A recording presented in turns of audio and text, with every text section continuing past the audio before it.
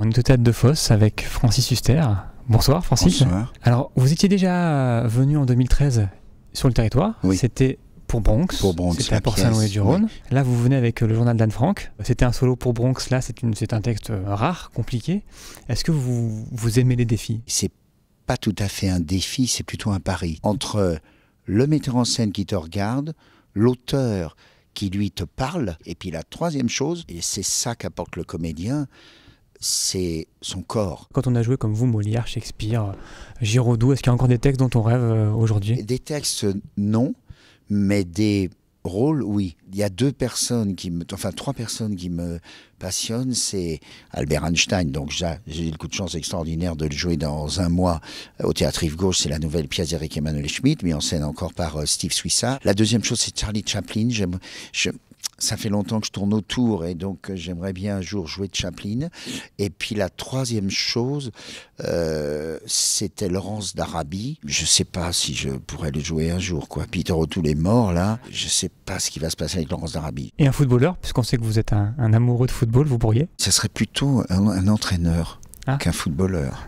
Et qui comme entraîneur? Aimé Jacquet, Michel Hidalgo. J'aime beaucoup Deschamps et Blanc, Courbis, toujours coach Courbis. Coach Courbis. Mais Capitaine Marcaille, coach Courbis. Mais non, j'aimerais bien qu'il y ait une pièce comme ça sur le foot, avec un entraîneur. Et interpréter une femme, c'est quelque chose d'envisageable. Vous l'avez peut-être déjà fait d'ailleurs. Je pense que je suis pas du tout.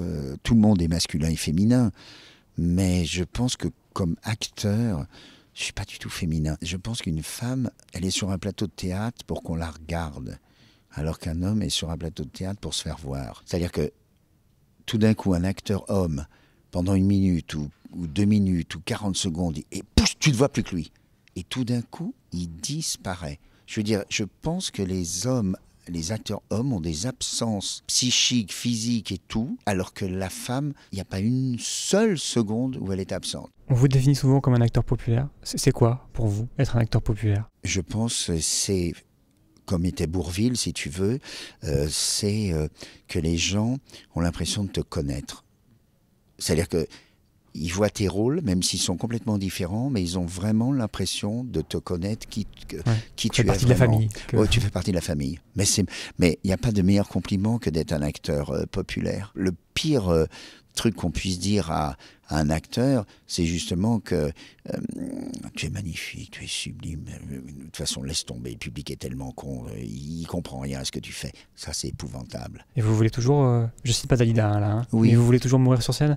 C'est toujours le projet? Écoute, il n'y a pas de meilleure mort, je peux te dire. Au moins mourir dans un théâtre. Moi, j'ai toujours adoré le théâtre parce que j'ai l'impression que les gens, même si c'est les pires salauds avant d'entrer dans la salle, puisque forcément, mathématiquement, tu as dans la salle des femmes enceintes, des femmes qui trompent leur mari, tu as tout. Tu as des salauds, des fumiers, des gens sublimes, des gens qui vont mourir dans 3 jours, ils ne le savent pas, d'autres qui... Tu ne peux pas savoir. Tous ces gens-là, dès qu'ils rentrent dans ce truc-là, ils sont tous pareils. C'est une thérapie, le théâtre, pas seulement pour les acteurs, mais pour le public. Merci beaucoup, Francis Huster.